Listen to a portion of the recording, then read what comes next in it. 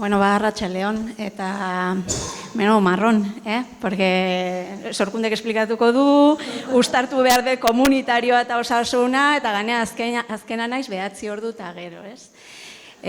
Bueno, saiatuko gea, bai?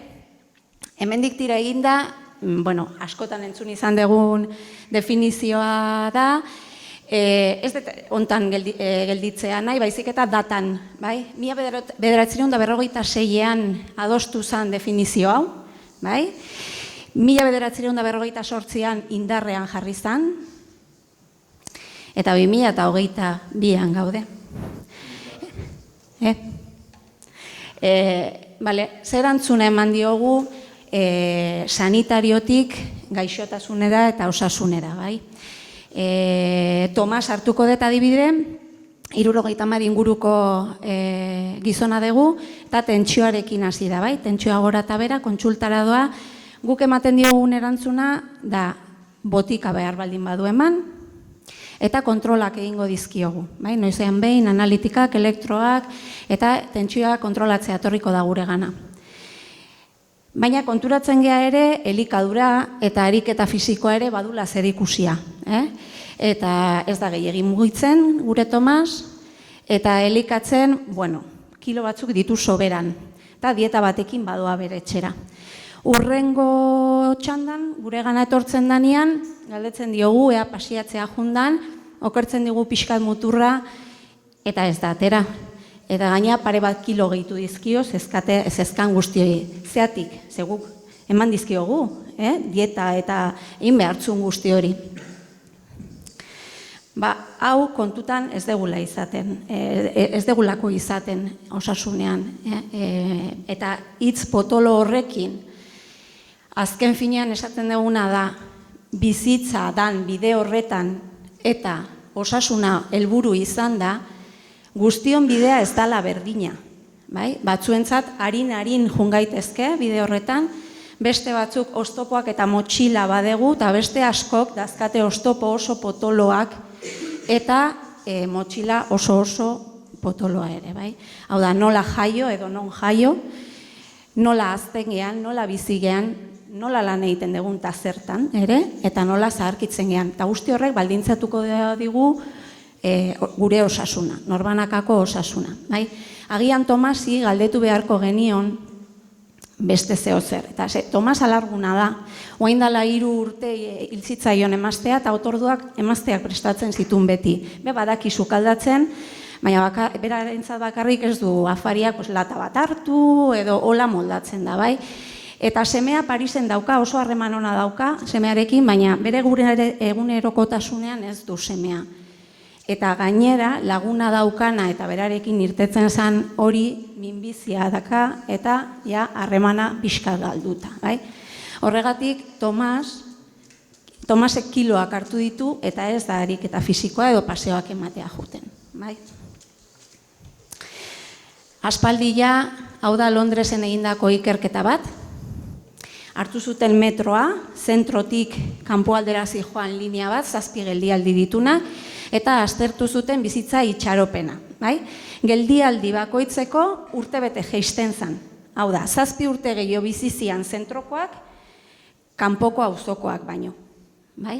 Donostira ekarrita, ze Londres oso hiria handia da, agian guri etzaigu berdina gertatzen, berdin gertatzen zaigu, kopuru horrekin, baina media hartuta, 85 bizi dira Donostin emakumezkoak, 78 inguru gizonezkoak.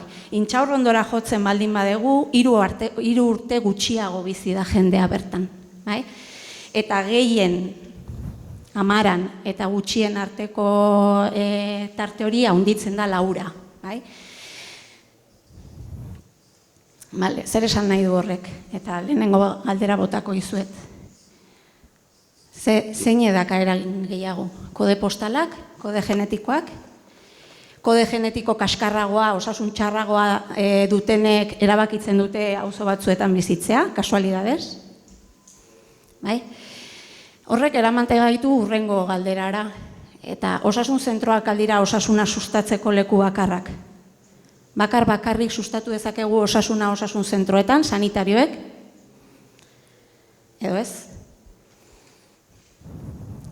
Farmaziak, komertzio lokalak, eskolak, festetatik, liburutegietatik, plus 55, eta hainbat adibide. Eta guain, osasuna, lankidetza publiko komunitarioarekin lotzea pasako naiz, eta pasatzen gea erantzuna individuala izatetik, erantzuna kolektibora izatera. Batzutan guk proposatuta, eta jendea batuko zaigu, baina beste batzutan gu egon behar gea, besteek proposatzen duten hortan. Eta Eba komentatutako bi rol hoietan, erakundeen bi rol hoietan, batzutan erraztu egin beharko dugu, erlazioak baldin badaude, gauzak baldin badaude, bidea erraztu tresnak eskaini, eta beste batzutan eraiki egin beharko dugu. Eta hor, bi proiektu kontatuko izkizuetola azkar. Ondo no? Erlaguntza alde batetik, errazten, eta postales 2020, 2020 postalak sortze horretan. Erlauntza oso gauza xumea da, auzo batean lan egiten duten profesionalen arteko konfidantza asko erlazioak sustatzea da, elkartzen gea 2 hilabetetik behin, 8 auzotan ja Donostin, eta bazeuden erlazio batzuk, gizarte langilea eta osasun zentroko erizaina eta elkartzen zian, baina noizean behin, kasu honetan indartuko genituzke erlazioak, beste kasuetan sortu. Ze jendeatzen ezagutzen 16 urte lanean auzo batean, eta erizainak etzun ezagutzen kulturetxea adibidez. 2 hilabetetik behin elkartzen gea, gai zerrenda dakagu mahai gainean, eta bertan partekatzen deguna da, izan ditugun erlazioak, zertan egingo dugu lan, zeinen laguntza beharko genuke, auzoaren irudia ere osatzen dugu, eta ekintzarako prest, beti, besteekin komentatzen duten horrekin proposamenak egiteko. Zergatik erlauntza, iruditzen zaigulako erlazioetako sare hori trinkoa eta indartsua baldin bada, eusten ditugulako hobeto pertsonak. Eta zertarako, daukagun irudia auzoarena inpartzialagoa dela. Gizarte ekintzatik egiten dugun irudia da, gure gana etortzen den bizilagunena, baina ez auzo guztiarena, edo polikiroldegitik, edo plus 55, edo dandana. Erronkei emango diogun erantzuna beti da osoagoa, jasangarriagoa eta partekatuagoa, ze guztion begirada dago bertan. Eta azkenean, hiritarrak egiten deguna auzokide horiek ez ditugu deribatzen. Eta niretzat hau harrerarekin lotuta dago, Ebak komentatutako harrerarekin lotuta dago, garrantzia handiko gauza da. Jendeak ez ditugu rebotatzen, pertsonak. Laguntzen ditugu, ez eskuz, baina laguntzen ditugu. Tomas hartzen baldin badugu berriro adibidean, grosekoa izango balitz adibidez, erlauntza grosen aitzi berdaukagu, medikua da, osasun zentroan, eta Tomas hartatzen duenean badaki alarguna dela. Eta badaki sukaldatzen ez duela, eta arazoak ditula pasiatzeko, bakarrik pasiatzea zaiolako bat ere gustatzen. Beak egiten duena da, rezeta bat hartu, txuria, eta jartzen dio Tomasi. Tomas, hemen parean dagoen kulturetxera juntzaitez, bertan ikiko desun agore, plus 55 zerbitzuko teknikaria da, ordutegi hontan dago, eta berak esango dizu zer eskaintzen duten. Badituzte ekintzak doain, badituzte ekintzak ordainduta. Jartzen diote fluorescente, porque esate dute hola, indar gehiago dakala rezetak. Eta da, rezeta fisiko bat, baina botikaia ez dio errezetatzen. Orduan, Tomas, badoa eta badaki sartzerakoan eskubira gelditzen dela mostradorea eta eukiko duen pertsona nagore dela. Eta nagorek galdera gehiago egingo dizkio, ze paseatzeaz gain ze gustatzen zaio eta irakurlea amorratua da. Eta grosen badaude giza liburutegiak. Eta giza liburutegiak pertsona bakoitza da liburu bat eta bere esperientzia kontatzen die besteei. bai? Eta Tomas azkenean liburu bat izango da horrelako saio batean, bai? Pasiatzera ere badoa, eta pasiatzen duten horiek ja WhatsApp talde bat sortu dute, eta hortaz haratago gelditzen dira pasiatzeko beste egun batzuetan edo kafe bat hartzeko, bai? Hori da erlauntzak egiten duena, bukatzen dira. Vale. Postalak 2020. Hemen egin genuna da sortu. Pandemia, konfinamendu gogor hori bukatu zanean, udalak dituen elkarrizketa eta entzute hori egiteko espazio batzuetan, Donostia Lagunkoian, jaso zan kezka bat, eta hau da, bai, ekonomia, soziala, erreparazioa guzti hortan dakagu fokoa, baina emozionalari erreparatu diogu nolateako gea ontatik, nolateako gea, ze gertatu da konfinamenduetan, etxe desberdinetan. Preokupazio hori, kezka hori bagenun beste batzuk ere, eta beste horiekin partekatuta elkarlana sustatu zen. Tabakalera, Emaus, Telefono de la Esperanza, udaletxetik, EBA eta osasuna sustatzeko atala, baten bat uste, kutsakultur eta kutsakultur, bai? Praktika artistikoen begirada bat eman nahi genion proiektuari. Izan zen, hiritarrei eskatu zitzaien postalak bidaltzea. Postalak bidaltzea erantzun da zer nola sentitu zean konfinamendu horretan. Eta jaso genitun postal desente. Tabakalerako teknikariek egiten zuten interbentzio bat, pegatina hori, non esandakoa irakurrita, gomendio bat egiten zuten, pelikula batekin, liburu batekin, hiriko espazio batekin, aurren kasuan komikiekin. Eta ez ginen hortan gelditu nahi izan genuen sare bat egin pertsona eta postalen artean. Beraz, pertsona bakoitzak jaso zuen beste norbaiten postal bat. Batzutan berdina saltzen zuena, sentimendu berdina, beste batzutan kontrakoak. Eta gero analizia egin genuen, hor kontatzen zizkigutena epena ematen zigun galtzea. Aurren begirada falta zitzaigun hemen, eta bidean euskerako lankideek bultzatze dituzten udalekuetan behaiek ere kezka hori zeukaten eta parte hartzea erabaki zuten. 200 bat aur sortu zuten beraiek, bere postala, hontan, eta hor,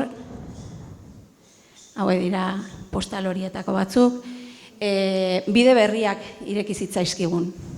Bide berriak, EHU kideon ikerketa taldeak zebilen hontan, normalean beti dago norbait hontan, eta haiek oso zaila egiten zitzaigun guri marrazki guzti hauek aztertzea. Heriotza oso presente egon zan, aurrengan, adibidez, irudikapenak oso argi zituzten birusa nolakoa zan, eta bazuten ere hizkuntza emozionalaren gabezia. Askok eta askok esaten ziguten gaizki sentitu naiz. Zer dago gaizki horren atzetik? Aspertu naiz, tristenago, tratu txarrak egon dira etxe hontan, adibidez, gaizki sentitu naiz.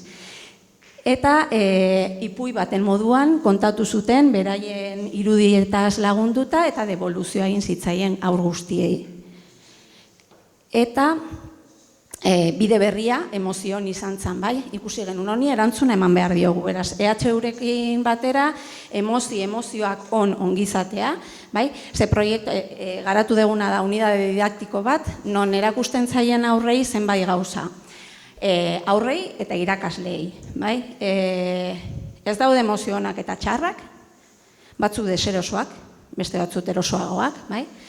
Ze lotura dakan emozioa gorputzarekin, tripako minoiek, gaizki sentitze horiek, ze estrategiak erabiltze dituzte aurrek guzti horien aurrean, eta horiek sozializatu, batzuk egokiagoak dira, beste batzuk desegokiagoak dira, ezin dio jo aldamenekoari haserre baldin banago, baina aldamenekoak erabiltzen du musika, adibidez, eta orduan sozializatze horretan besteen estrategiak bereganatzen dituzte. Guzti hau praktika artistikoen bitartez, antzerkia, psikodrama, musika, ariketa fisikoa, eskirola, mindfulness, eta probatu genuen haurtxokoetan, ikaragarrizko arrakasta, familiek oso ondo hartu zuten, eta eskolekin egin dugu saiakera. Eskaini genien, eta momentu honetan 9 eskoletako irakaslegoa aida formatzen EHUko ikerlariekin, teknika horiek txertatzeko edozein momentuan eskolan. Ondo? Ja, bueno.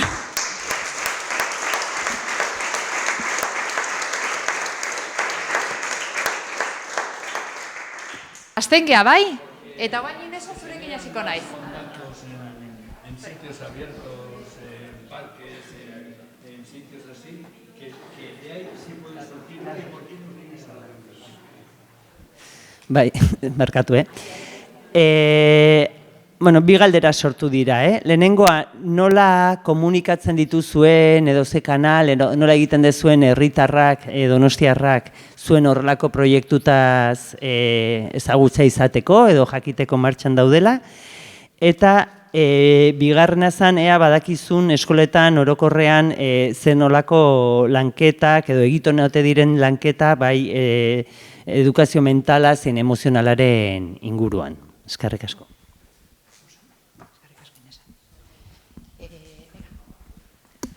Bai, bat, sarea kontzeptua sumatu da, asko, eta sarea kontzeptua, taldea kontzeptua, bi kontzeptu horiek, bueno, ezberdinak diren neurrin, gero bateratu daitezke, hori, interbentzio ikuspegi batetik, osea, bateragarriak dira, bai? Eta baten bat eraginkorragoa otera, ongizate ikuspegi batetik edo, bai? Oitakon bat, bai? Eta gero bestea, oso balia, hori ezagunak eta oso interesgarri itzat jo ditugu, bai proiektuak, eta ezagutzen aldu, agian sorkunde baino, ez dakit norbaitek Tolosarren batek, horrelako zerbait ote dago Tolosan, agian existitzen data ez dakigu, ez? Hori ere pixka bat, bai, nun baiten. Errepikatuko diogu Gariri, ze hau akaso Garirin behar diogu galdera, bale? Eta... Bai, guri oso interesgarri eritu zaigu Erlauntzaren proiektua, eta jakin nahi genuen nola sistan proiektua bea, nola koordinatzen dian adibidez Donostiko kasuan auzoen artean, eta baita azkenian pertsonetaz hitz egiten gauden momentun, zerbitzu bat besteakin harremanetan jartzian, nola egiten duten datuen babesa mantentzen. Gari, induten galdera da, Erlauntzaren antzeko zeo zer, ote da hon Tolosan, bale? Eta azkeneko, bai, barkatu. Eta azkeneko gure talden kosta da, galdera etzeon oso argi, baina badaukezka bat, COVID-an ondoren adineko pertsona askok utzi diotela aurretik eitzen zituzten gauza eitei. Eta zure ikuspegi horretatik, zer nola landu eiteken hori? Hola. Aldezu neinen. Bai, a ber. Zehatzatik hasiko naiz Erlauntza proiektua nondik sortu zen, ez dakit zein zen. Vale. Kasualidadeak dira. Erlauntza ez genuen gu sortu, gu 20 urtez bi erizain gea sailean, eskola osasuna egiten genuen, 20 urtez eskoletan ibili gea, txertaketak, oso asistentzialetik tira egin genuen.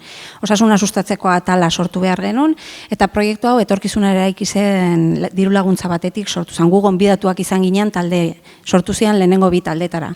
6 hilabeteko ibilbidea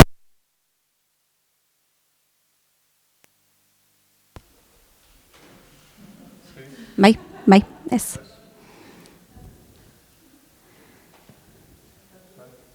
Orain bai. Diru laguntza bukatzen zen, bai? Osasuna sustatzeko atala sortu berria zanean proposatu zitzaigun ea horrekin jarraitzeko interesa, asmoa genuen. Eta gure zuzendaritzan ikusi izan osasun diagnostikoa egin behar genula, plana, ez dakit zer, eta interesa bazula. Orduan, jarraipena eman genien bi horiei, eta beste 6 sortu ditugu 2018an hasi ginen, bai? 2018ko martxoan. Hori zan, dana, bai? eta nola komunikatzen dira beraien artean. Niretzat hori oso interesgarria da. Bi nire lankidea eta ni gaude guztietan, bai? Hasieran biagoaz, pixkat nundik nora doan, ze erronketaz eta beharretaz hitz egiten dugu beti, baina indargunetaz ez dugu hitz egiten. Eta auzoetan indargune asko daude. Bai? Beti beharretatik egiten dugu lan, baina ez gara konturatzen zenbat eta zenbat indargune daude auzoetan. Eta auzo bakoitzak bere martxa darama, bere erronkak identifikatzen ditu, bere indarguneak ditu baita taldeetan ere. Groseko taldea eta jarri dizuedan adibidea Tomasekin hori erreala da, momentu honetan egiten nahi dan zerbait. Baina hor segertatzen da, osasun zentroa parean daukala kulturetxea. Egian adibidez egiten nahi da teknikaria juten, hilabetean behin osasun zentrora eta zitak hartzen ditu. Eta hola, porque maldan gora, aldapan gora dago kulturetxea eta zuzena ezin dugu egin. Beste auzoetan adibidez ez gaude egiten ari hori, beste erronka batzuk sortu diralako. Landu dugu testamento vital, últimas voluntades, medidas voluntarias de apoyo, gauza asko landu dira, Urtsoko eta Gaztelekuak ere baditugu, eskolak auzoren batean ere. Bueno, gehiago? Porque kontatu dezaket talde motor bat dago, metodologia desente daka atzetik, ni kontatu dizuet pixkatola jarraian, hor esteka bat zegoen artikulo bat dago publikatua ere. ¿Cómo comunicáis los proyectos? ¿Cómo llegáis a la ciudadanía?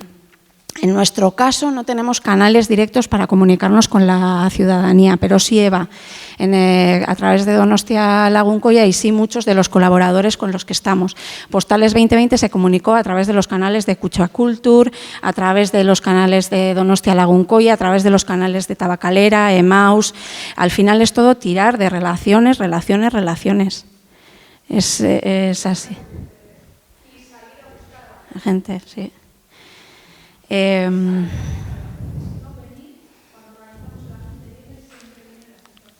Claro.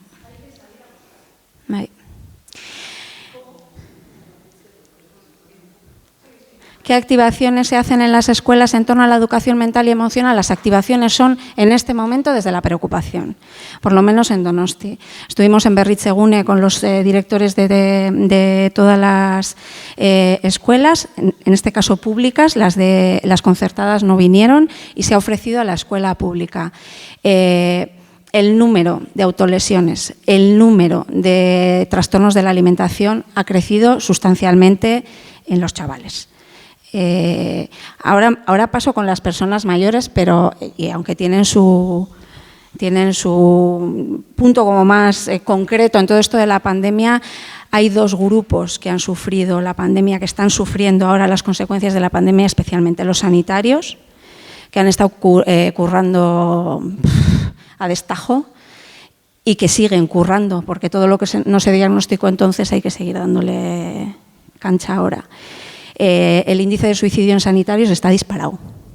Para que veáis cuando vayáis al ambulatorio y tengáis muchos motivos de queja, para que por lo menos, porque una cosa es Osakidetza y otra cosa es los sanitarios que tenemos que se han dejado la piel. Estaba con las escuelas y están muy preocupados. Intentos de suicidio en jóvenes disparados, suicidio en jóvenes disparados. Si miráis las cifras, pues son bastante de asustar. Violencias soterradas, violencias en las comunicaciones entre ellos.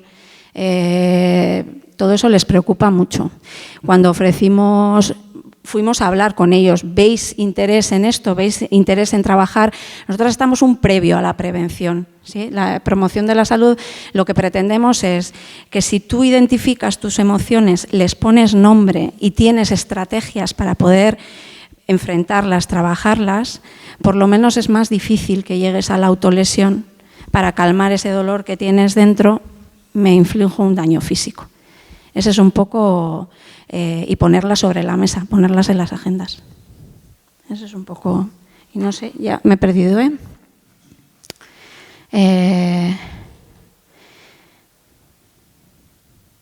Tolora beste bat eraginkorragoa da, sarea, taldea, bi kontzeptu hori ez dut oso ondo ulertu, sarea eta taldearen, nik sareaz hitz egiten dudanean da, ni zurekin erlazionatuta baldin banago eta zu horrekin ni honekin eta arekin ez neon, erlazionatuta, baina honekin elkartzen nahi zenean, ja beste bi erlazio sortu daitezke, bai?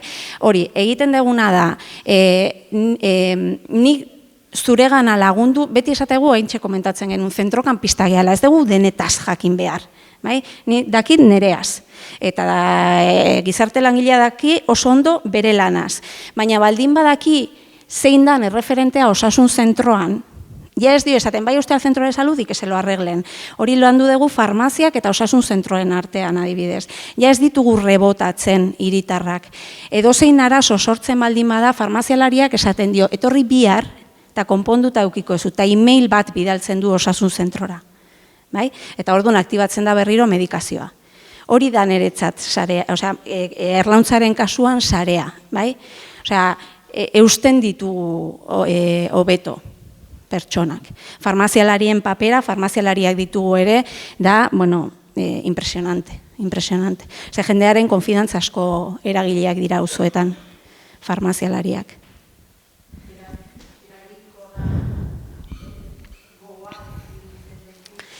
Niretzat bai. Osea, ez ditugu helburu makroak, osea, funtzionatzen duena grosen, igual egian ez da kezka, beraz egian ez da sortuko, bai?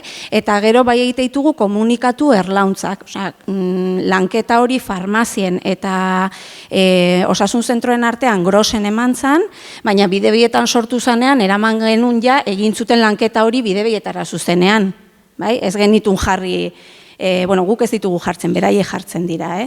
Gure burua ikusten dugu koordinazio maila horretan prestatu bilerak, baina gero lidergoak partekatuak dira, eta zerbait sortzen danean erlauntzatik kanpo lan egiten da, interesa duten eragileen artean, eta gero partekatu egiten da taldean. Ez dakit, dana... Adinekoa bai, identifikatuta gertutasunean lan egiten duten asko, bai farmazialariak, bai badakite. Hogares de jubilau, jende asko dago etxean bildurtuta ateratzen ez dana. Eta hori da ikaragarrizko erronka. Bai. Aidia gertutasunean dauden pertsonak. Gure kasuan adibidez, desde hogares, jubilatuen etxeek eta aidia egiten ikaragarrizko lana hortan. Nola aidian irekitzen komunidadera, auzora, ja beste ikuspegi bat daukate, ez dute nahi izatea taberna bat nun jokatzen da musera patxaran baten aurrean, bakarrik. Izan daitezke topaguneak, eta izaten ari dira topagune. Eta hor bai egiten nahi dela lanketa pertsona guzti horiek erakartzeko berriro.